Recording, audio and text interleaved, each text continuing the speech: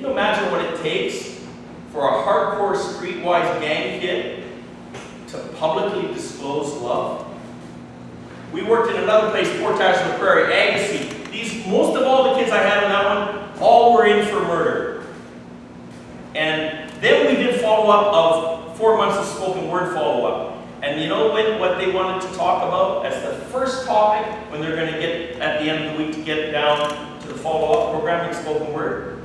At their request, the topic was love. Wow. Right? These are the kids we want to write off.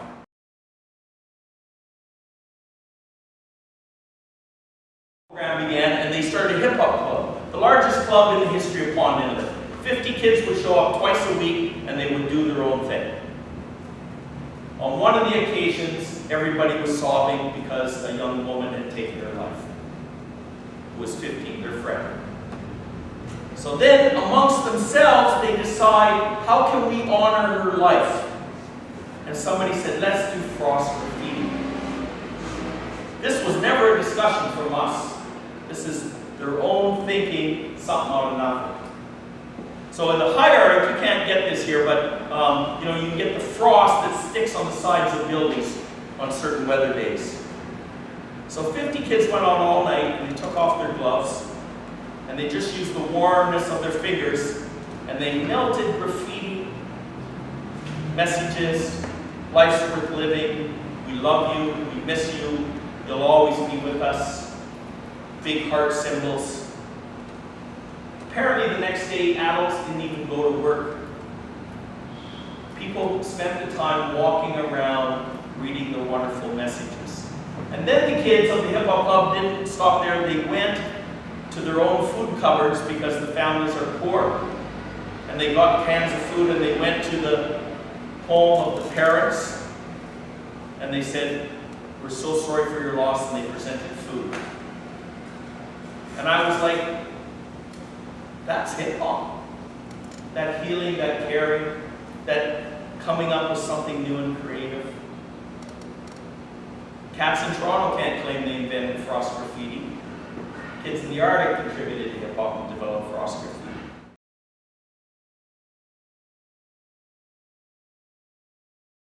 She went up and she just held Willie in front of everybody else. And he started weeping. And then he finally got his courage, and with Mika holding him, he got through his poem. That's what hope felt like, right? That's what hip-hop felt like to me. And you felt it throughout the entire community. And you can't organically fake that and go, cue Willie at this point, you know what I mean? But you can create safe, supportive spaces where organically compassion and love can showcase itself. Does that make sense?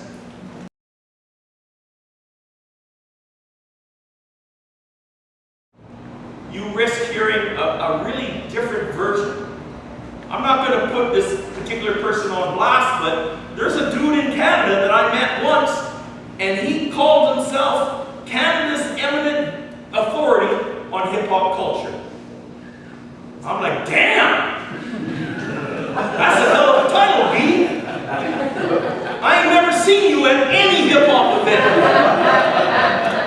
And I've been doing this shit for 35 years. Right?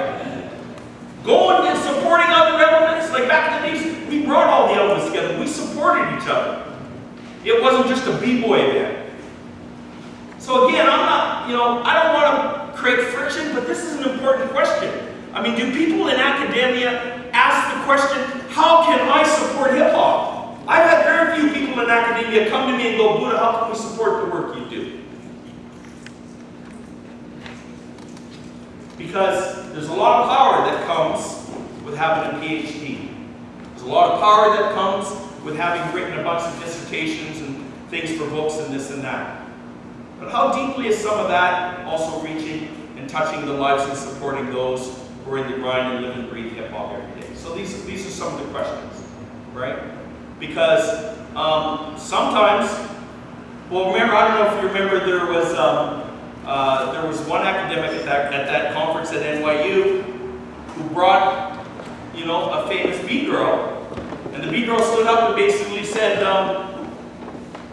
how come you get paid a whole bunch of money and I get like paid a little bit of money, but I'm here to co-sign your credibility.